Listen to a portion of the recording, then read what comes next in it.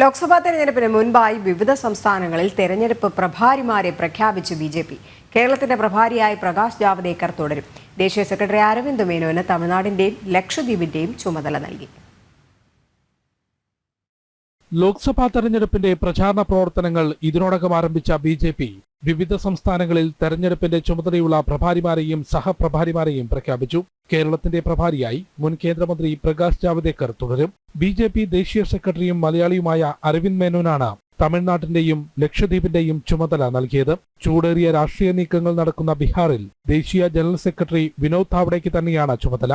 അധിക സംസ്ഥാനങ്ങളിലും സംഘടനാ ചുമതലയുള്ള പ്രഭാരിമാർക്ക് തന്നെയാണ് തെരഞ്ഞെടുപ്പ് പ്രവർത്തനങ്ങളുടെ മേൽനോട്ട ചുമതലയും നൽകിയത്. ത്രിപുര മുൻ മുഖ്യമന്ത്രി ബിപ്ലവ് കുമാർ ദേവിനാണ് ഹരിയാനയുടെ ചുമതല. നിലവിലെ ജമ്മു കശ്മീർ പ്രഭാരിയും ദേശീയ ജനറൽ സെക്രട്ടറിയുമായ തരുൺ ചുഗിന് തന്നെയാണ് ജമ്മു കശ്മീർ തെരഞ്ഞെടുപ്പ് മേൽനോട്ട ചുമതല പാർട്ടി നൽകിയത്. കേന്ദ്ര സർക്കാരിന്റെ വികസന നേട്ടങ്ങൾ ചർച്ച ചെയ്തുകൊണ്ടുള്ള പ്രചാരണത്തിലൂടെ ഇത്തവണ 400-ലധികം സീറ്റുകൾ നേടിയെടുക്കുക എന്ന ലക്ഷ്യത്തോടെയാണ് ബി.ജെ.പിയുടെ പ്രവർത്തനം. ജനം, ഡൽഹി.